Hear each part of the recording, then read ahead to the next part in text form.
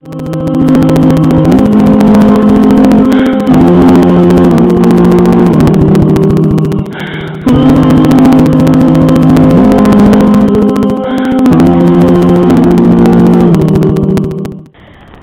Back ناظرین کرام، ہم حضرت عائشہ رضی اللہ تعالی عنہا کی علمی مقام اور علمی حیثیت پر بات کر رہے تھے۔ علمی حیثیت سے حضرت عائشہ کو نہ صرف اپنے وقت کی عورتوں پر، تمام امہات المومنین پر، بلکہ خاص صحابہ پر بھی فوقیت حاصل تھی۔ چند ایک بزرگ اصحاب کو چھوڑ کے تمام صحابہ پر فوقیت عام حاصل تھی۔ حضرت ابو موسیٰ اشعری سے روایت ہے کہ ہم صحابیوں کو کسی بھی مسئلے میں کبھی کوئی ایسی مشکل درپیش نہیں آئی کہ ہم نے جا کر حضرت عائشہ سے اس کا جواب مانگا ہو اور ہم محروم آئے ہوں، ہمیں جواب نہ ملا ہو۔ عطا بن ابی رباح، جن کو متعدد صحابہ کے شاگرد ہونے کا شرف حاصل ہے، کہا کرتے تھے کہ حضرت عائشہ سے زیادہ فقیہ، سب سے زیادہ صاحب علم اور سب سے زیادہ اچھی رائے رکھنے والی خاتون میں نے ان سے زیادہ نہیں دیکھی۔ امام زہری، جو تابعین کے پیشوا تھے اور بڑے بڑے صحابہ کی آغوش میں پلے بڑھے تھے، وہ کہتے تھے کہ سیدہ عائشہ تمام لوگوں سے زیادہ عالم تھیں، بڑے بڑے صحابہ ان سے سوالات پوچھا کیا کرتے تھے۔ حضرت عبد الرحمن بن عوف کے صاحبزادے، جو خود بھی ایک بہت جلیل القدر تابعی تھے، اور خود وہ فرماتے ہیں کہ میں نے رسول اکرم صلی اللہ علیہ وآلہ وسلم کی سنتوں کو جاننے والا اور صاحب رائے اور زیادہ حضرت عائشہ سے بڑھ کر زیادہ فقیہ اور شان نزول کا علم رکھنے والا اس زمانے میں اور کوئی نہیں دیکھا جو ان سے بڑھ کر ہو۔ فرائض، وراثت اور ہر آیت کی شان نزول حضرت عائشہ سے بڑھ کر اور کوئی نہیں جانتا تھا۔ ایک دن امیر معاویہ نے اپنے دربار میں درباریوں سے سوال کیا، لوگوں، آج کے زمانے کا سب سے بڑا عالم کون ہے؟ تو درباریوں نے کہا، امیر المومنین آپ خود ہیں۔ ظاہر ہے یہی جواب خوش کر سکتا تھا، تو انہوں نے وہی جواب دیا۔ تو امیر معاویہ نے کہا، تمہیں قسم ہے اس رب کے جس نے پیدا کیا، اللہ کو گواہ کر کے کہو آج کے دور کا سب سے بڑا عالم میں ہوں؟ تو انہوں نے کہا نہیں، سیدہ عائشہ آپ سے، صحابہ سے، اکثر صحابہ سے وہ زیادہ بڑی عالمہ ہیں۔ آپ صلی اللہ علیہ وآلہ وسلم نے حضرت عائشہ کی تربیت اور تعلیم پر بہت توجہ فرمائی۔ عروہ بن زبیر، جو حضرت عائشہ کے بھانجے بھی ہیں، فرماتے ہیں کہ حلال و حرام، شاعری، طب، فرائض، کتاب و سنت اور فقہ، حضرت عائشہ سے بڑھ کر اور کوئی نہ تو امہات المومنین میں اور نہ صحابہ میں ان کی ٹکر کو بھی عالم تھا۔ ایک اور جگہ اسی طرح سے فرماتے ہیں کہ قرآن، فرائض، حلال، حرام، فقہ، شاعری، طب، عرب کی تاریخ اور نسب کا علم سیدہ عائشہ سے بڑھ کر کوئی نہیں جانتا تھا۔ ایک شخص نے جو حضرت عائشہ کے تربیت یافتہ تھے، حضرت مسروق ان کا نام تھا، ان سے ایک مرتبہ پوچھا گیا کہ فرائض کا فن سب سے زیادہ کس کے پاس ہے؟ تو انہوں نے کہا، خدا کی قسم میں نے بڑے بڑے صحابہ کو ان سے فرائض کے مسئلے دریافت کرتے سنا ہے۔ امام زہری نے یہ شہادت دی ہے اپنی کتابوں میں کہ اگر تمام مردوں کا علم اور امہات المومنین کا علم ایک جگہ جمع کیا جائے تو حضرت عائشہ کا علم ان سے زیادہ نکلے گا۔ خود آپ صلی اللہ علیہ وآلہ وسلم نے اپنے اصحاب کو ایک مرتبہ حضرت عائشہ کی طرف اشارہ کرتے ہوئے فرمایا، خذوا شطر دینکم عن حمیرہ، اپنے دین کا ایک حصہ اس سرخ و سفید عورت سے حاصل کرنا۔ رسول اکرم صلی اللہ علیہ وآلہ وسلم کے بعد 48 ایئرس 48 سال تک آپ زندہ رہیں، اور ان 48 سال میں آپ نے اپنی زندگی کو اس طرح سے کیا کہ روزانہ مسجد نبوی میں استوان عائشہ ایک ستون ہے، اس سے ٹیک لگا کر بیٹھتی تھیں، اور ایک طرف مرد اور ایک طرف عورتیں بیٹھ جاتے تھے اور آپ انہیں درس دیا کرتی تھیں۔ لوگ سوالات کرتے، آپ جواب دیتے، اور جب سوالات ختم ہو جاتے یا نہ ہوتے تو آپ خود سے قرآن، فقہ، احادیث، سیرت پاک، تاریخ، کوئی سا بھی دین کا پہلو لے کر گفتگو فرماتی۔ لوگ سوال کرتے اور آپ اس بات پر انکریج کرتی، حوصلہ افزائی فرماتی کہ جتنے سوالات تمہارے ذہنوں میں ہیں، اسلام سے ریلیٹڈ کوئی سی بھی بات ہے پوچھو، شرماؤ نہیں۔ ایک مرتبہ ایک صحابی آئے اور کہنے لگے کہ مجھے شرم آتی ہے، بات ہی کچھ ایسی ہے، میں پوچھ نہیں پا رہا ہوں، مگر میں کس سے پوچھوں، مجھے معلوم بھی تو نہیں ہے۔ فرماتی ہیں کہ بچے ماں سے نہیں شرماتے، میں تمہاری ماں ہوں۔ پھر انہوں نے اپنے کوئی مسئلہ تھا، نجاست سے ریلیٹڈ مسئلہ تھا، انہوں نے پھر اسے بے باکی سے دریافت کیا اور آپ نے انہیں تسلی سے اس کا جواب دیا، اور اس کا بھلا وہاں بیٹھے صحابہ کو اور صحابیات کو اس کی خیر، اس کا بھلائی پہنچ گئی۔ عزیزان گرامی، فقہ کا ایک اصول ہے، فقہ کا اسٹوڈنٹ بھی وہ ہوتا ہے جو سیکھنے سے نہیں شرماتا، پوچھنے سے نہیں شرماتا۔ فقہ کا استاد بھی وہ ہوتا ہے جو بتانے سے نہیں شرماتا، سکھانے سے نہیں شرماتا۔ اگر ہم شرم کریں گے پوچھتے ہوئے تو سیکھیں گے کیسے؟ اگر ہم شرم کریں گے بتاتے ہوئے تو سکھائیں گے کیسے؟ سیدہ عائشہ اور اللہ تعالیٰ کی ایک بہت بڑی مصلحت ان کو امہات المومنین بنانے میں یہ بھی تھی، یہ سب کی مائیں ہیں۔ مومن ان کو سوائے ایک بیٹے اور بیٹی کی حیثیت سے اور کسی مقام سے دیکھ ہی نہیں سکتا، ایک ماں کی حیثیت کے اور کوئی مقام دے ہی نہیں سکتا۔ کوئی مرد، کوئی عورت، یہ سب کے لیے مائیں ہیں، اس لیے ان سے سیکھنا ہے، ان سے ہر بات پوچھنی ہے۔ 13-14 برس تک سیدہ دیکھ کر قرآن مجید پڑھا کرتی تھیں، جیسے کہ میں نے پہلے بھی عرض کیا کہ حضرت عائشہ پہلے حافظ قرآن نہیں تھی، لیکن جب ایک مرتبہ انہوں نے یہ آیت پڑھی، سورہ احزاب کی آیت نمبر 4 ہے، وَاذْكُرْنَ مَا يُتْلَىٰ فِي بُيُوتِكُنَّ مِنْ آيَاتِ اللَّهِ وَالْحِكْمَةِ، تو انہوں نے دیکھا کہ باقی امہات المومنین بنات رسول علیہ الصلوۃ والسلام یاد کرتی ہیں، ہر صحابی یاد کرتے ہیں، تو انہوں نے قرآن کو یاد کرنا شروع کیا۔ 13-14 برس کی عمر میں خود سے حفظ کرنا شروع کیا اور ماشاءاللہ پھر حافظہ ہو گئیں۔ ابو یونس حضرت عائشہ کے غلام تھے، کتابت کے فن سے واقف تھے، سیدہ نے ان کے ہاتھوں سے قرآن لکھوا کے اپنے لیے رکھا تھا۔ ان کی عادت مبارکہ تھی کہ جب بھی کوئی آیت نازل ہوتی اس کو رسول اکرم صلی اللہ علیہ وآلہ وسلم سے سمجھا کرتی تھی۔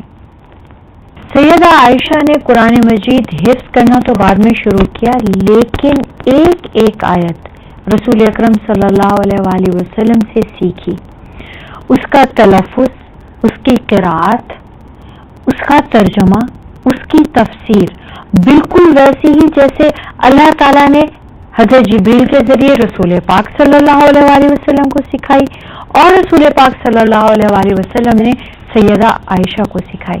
فرماتی ہیں کہ سورہ بقرہ اور سورہ نساء میرے سامنے وحی ہوئی، میرے سامنے نازل ہوئی، اور میں نے رسول اکرم صلی اللہ علیہ وآلہ وسلم سے ایک ایک حرف اس کا خود سیکھا. ایک مرتبہ کوئی صاحب آئے اور کہنے لگے کہ اماں ہمیں، ام المومنین ہمیں آپ صلی اللہ علیہ وسلم کے اخلاق کے بارے میں بتائیے. تو فرماتی ہیں کہ کیا تم نے قرآن نہیں پڑھا؟ کانا خلق القرآن، آپ صلی اللہ علیہ وسلم کا خلق، آپ کا اخلاق قرآن تھا، عین قرآن تھا. آپ سرتاپا قرآن تھے، آپ چلتا پھرتا قرآن تھے. ایک مرتبہ احکام حج کے زمانے میں، احکام حج بتاتے ہوئے حج کے زمانے میں ایک صحابی نے ایک تقریر کی. ایک مرتبہ سیدنا ابو بکر صدیق نے، جو ان کے والد تھے، درس دیا، اور ایک مرتبہ ان کے بھانجے عروہ بن زبیر نے درس دیا. اور وہ وہی کی وہی بات جو کہ آیات کا ترجمہ ہے انہوں نے کر دی. انہوں نے انہیں بلوا کے کہتی ہیں کہ ایسا ہے، ان الصفا والمروة من شعائر اللہ فمن حج البیت او اعتمر فلا جناح علیہ ان یطوف بہما ومن تطوع خیرا فإن اللہ شاکر علیم.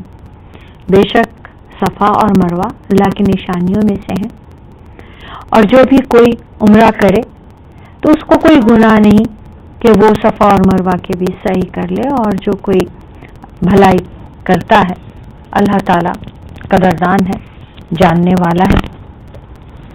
اس کا مطلب یہ تھا کہ اگر کوئی دوڑ لگا لے تو ٹھیک ہے، کوئی حرج نہیں، اور اگر نہ بھی دوڑیں تو کوئی حرج اور گناہ نہیں.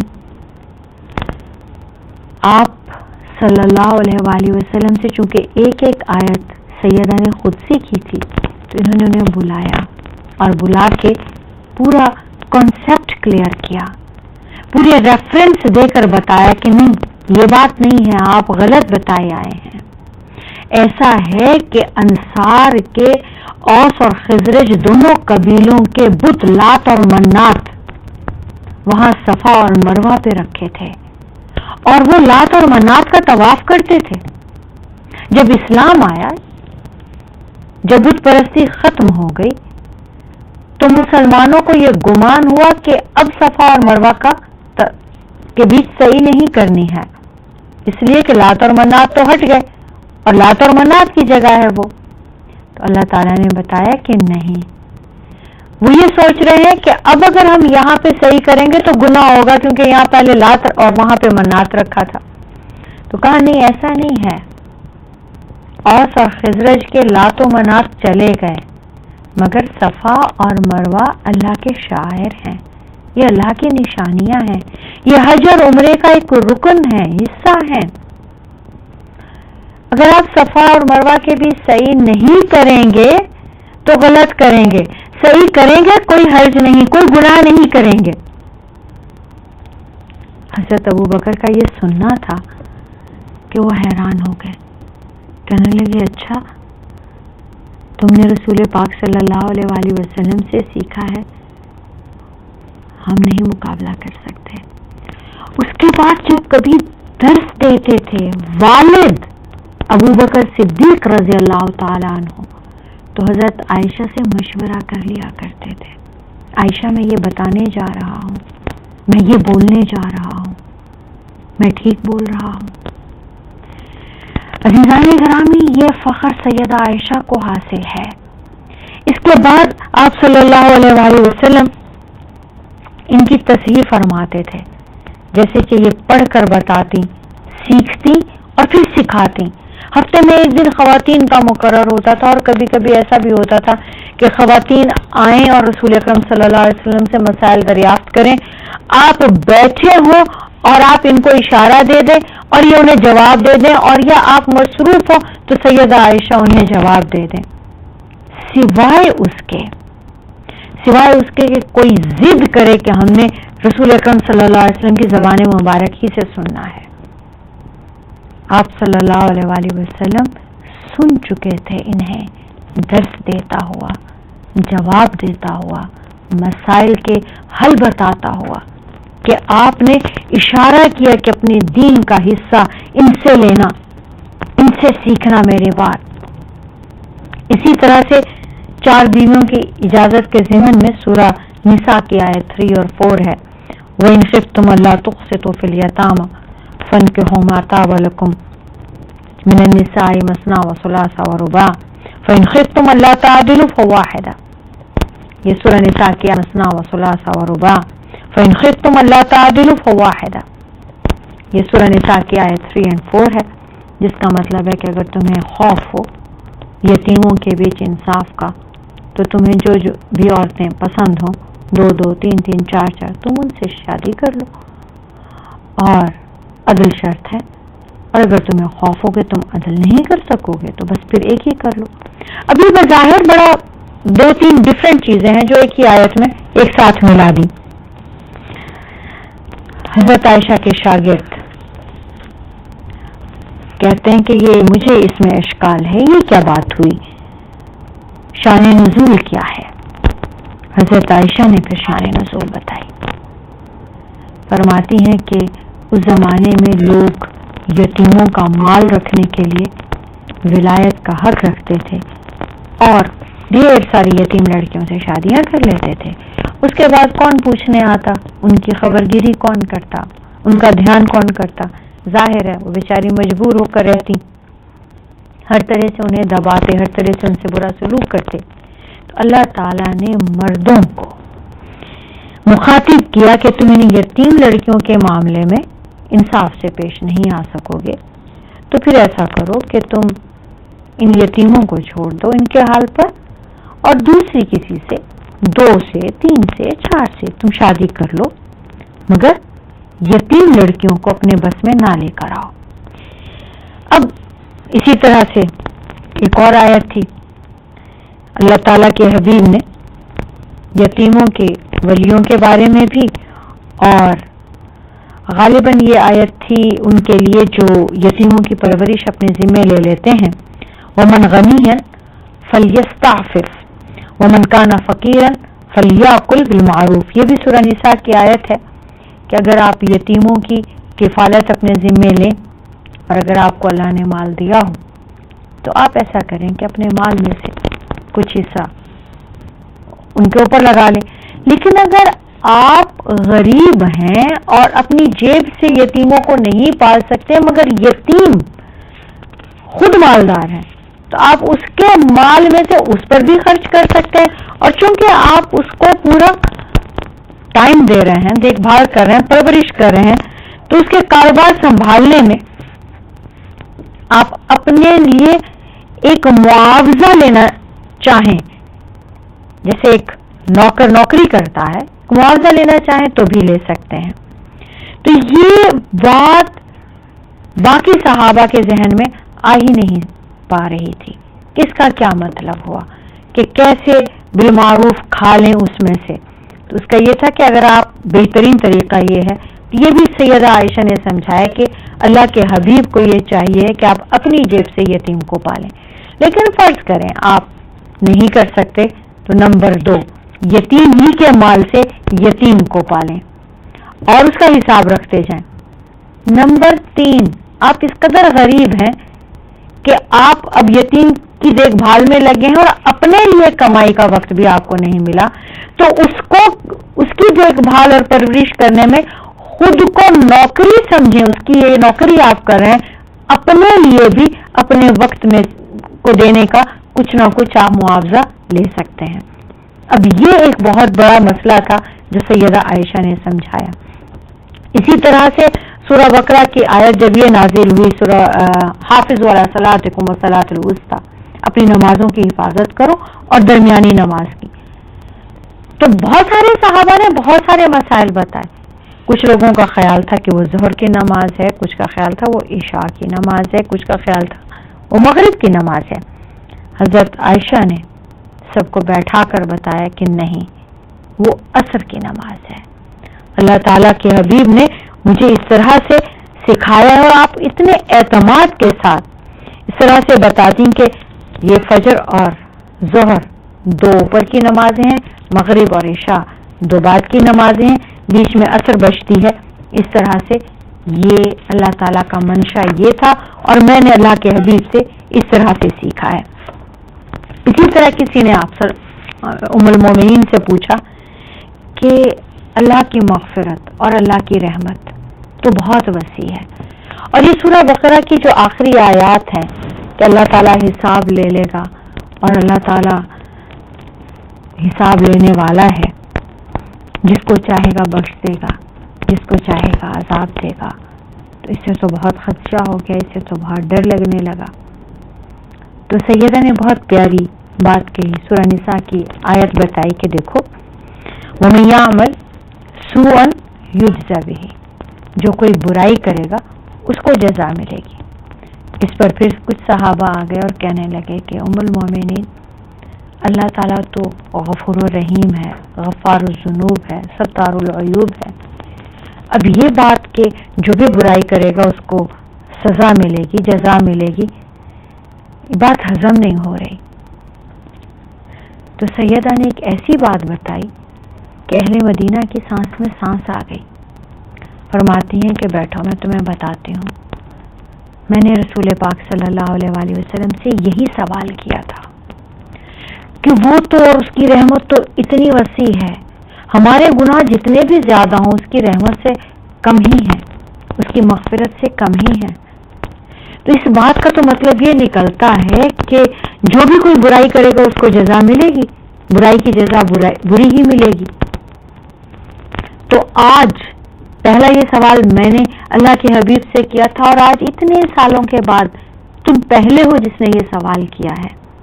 دیکھو ہماری جتنی بھی چھوٹی چھوٹی باتیں ہیں، چھوٹی چھوٹی تکلیفیں ہیں، یہ ہمارے بڑے بڑے گناہوں کو مٹا دیا کرتی ہیں۔ اللہ تعالی ہر ٹینشن، ہر تکلیف، ہر بیماری، ہر آزمائش کے بدلے میں ہمارے گناہ دھو ڈالتا ہے۔ اس لیے آخر میں ایمان کے صدقے میں، اللہ کی رحمت کے صدقے میں گناہ بچیں گے ہی کم، جس کی جزا ہو۔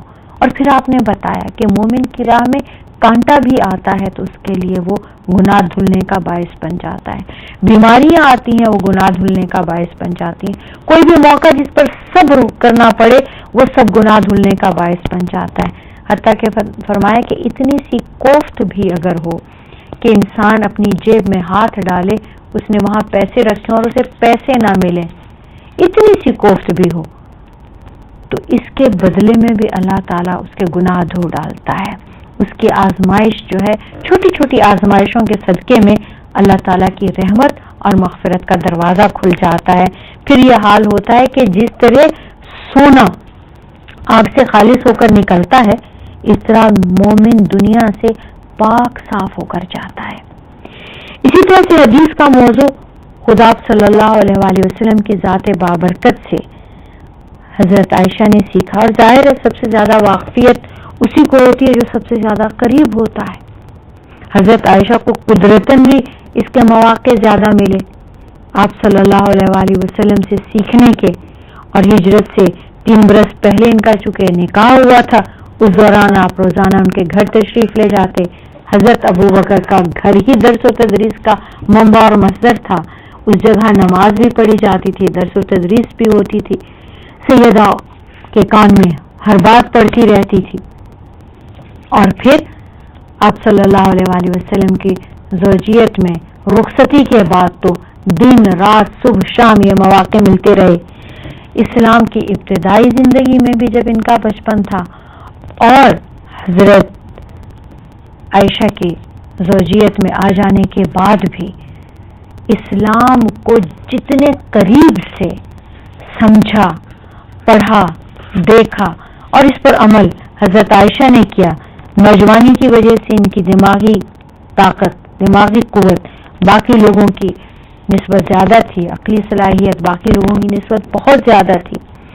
آپ بطور شاگرد رسول اکرم صلی اللہ علیہ وسلم کی ہر محفل میں شریک ہوتی تھیں، آپ جہاں کہیں بھی جاتی، آپ صلی اللہ علیہ وسلم جہاں کہیں بھی تشریف لے جاتے، سیدہ ساتھ جاتی تھیں، یہاں تک کہ آپ سے روایت کی ہوئی احادیث جتنی آپ سے روایت ہوئی ہیں اتنی بس چند ایک اور صحابہ سے ہیں۔ آپ نے 2290 احادیث روایت فرمائی، ایسی صرف چند ایک صحابہ سے ہیں، باقی سب کی بہت کم۔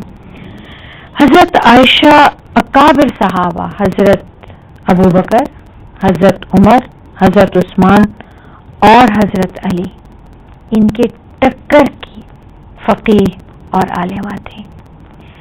یعنی اس بات میں کسی کو کوئی شک و شبہ نہیں کہ سیدنا ابو بکر صدیق، سیدنا عمر فاروق، سیدنا عثمان ذی النورین، سیدنا علی رضی اللہ تعالی عنہ، ان سب کا مقام کیا ہے، خلفائے راشدین ہیں، مگر ان کا علم، ان کی فہم و ذکا، ان کی فہم و فراست سیدہ عائشہ ماشاء اللہ تبارک اللہ ان کے قریب اور ان کے برابر تھیں۔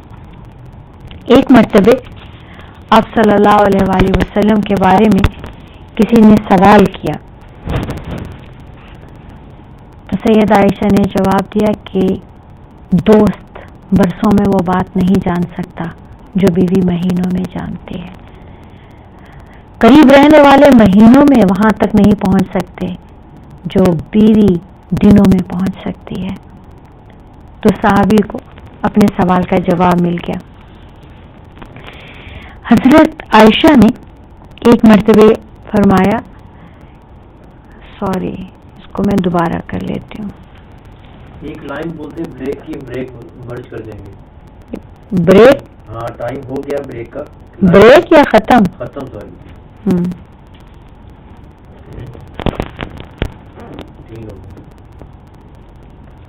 لائن کے ساتھ یہ لائن ٹھیک ختم کرنا، ہاں کیسے کیوں؟ صحیح بخاری میں حضرت عبداللہ بن عمر، ابو سعید خدری اور حضرت عائشہ سے ایک حدیث روایت ہے۔ سب نے یوں فرمایا کہ حضرت عبداللہ بن عمر فرماتے ہیں کہ آپ صلی اللہ علیہ وسلم نے فرمایا کہ جو جمعے میں آئے وہ غسل کر کے آئے۔ اسی طرح ابو سعید خدری نے بھی فرمایا کہ آن حضرت نے فرمایا ہے کہ جمعے کا غسل ہر بالغ مسلمان پر واجب ہے۔ اسی مسئلہ کو حضرت عائشہ نے کس طرح سے فرمایا؟ فرماتی ہیں کہ لوگ آتے تھے مسجد نبوی میں پسینے میں شرابور لمبے لمبے سفر سے، اور ان میں سے پسینے کی بو آتی تھی۔ آپ صلی اللہ علیہ وآلہ وسلم میرے پاس بیٹھے ہوئے تھے کہ آپ نے فرمایا بہتر ہوتا کہ اگر تم جمعے کے دن غسل کر کے مسجد میں آتے۔ تو اس طرح ایک اور حدیث ہے کہ قربانی کا گوشت 3 دن کے اندر ختم کر دینا چاہیے، 3 دن میں کھا لینا چاہیے۔ تو اب مسلمانوں نے اس کو اس طرح سے لینا شروع کر دیا کہ 3 دن کے بعد قربانی کا گوشت نہیں کھا سکتے۔ سیدہ عائشہ کے پاس جب یہ مسئلہ گیا تو آپ نے فرمایا نہیں، رسول اکرم صلی اللہ علیہ وآلہ وسلم کا مقصد مبارک یہ تھا کہ 3 دن سے زیادہ مت کھاؤ کا مطلب کیا تھا کہ لوگوں میں بانٹ دو، اپنے لیے 1 2 3 حصے، اس سے زیادہ 1 2 3 وقت کے سے زیادہ کوئی نہ رکھے تاکہ اور لوگ جو قربانی نہیں کر سکتے ان میں بانٹ دیا جائے۔ تو ہر چیز کی اصل، اس کا صحیح کانسیپٹ، آپ صلی اللہ علیہ وآلہ وسلم کا مزاج مبارک، آپ نے یہ بات کیوں فرمائی، آپ نے یہ بات کیوں کی، آپ کو یہ بھی سید عائشہ کو یہ بھی معلوم ہوتا تھا۔ اس کی وجہ یہ ہے کہ اور لوگ جو جانتے نہیں تھے، پوچھتے نہیں تھے، سیدہ اس وقت تک پوچھتی رہتی تھی جب تک کہ آپ کو بات کی اصل تک نہ پہنچ جائیں، جڑ تک نہ پہنچ جائیں۔ ہم کل پھر سیدہ عائشہ رضی اللہ تعالی عنہا پہ بات کریں گے۔ وآخر دعوانا الحمدللہ رب العالمین۔ السلام علیکم ورحمۃ اللہ وبرکاتہ۔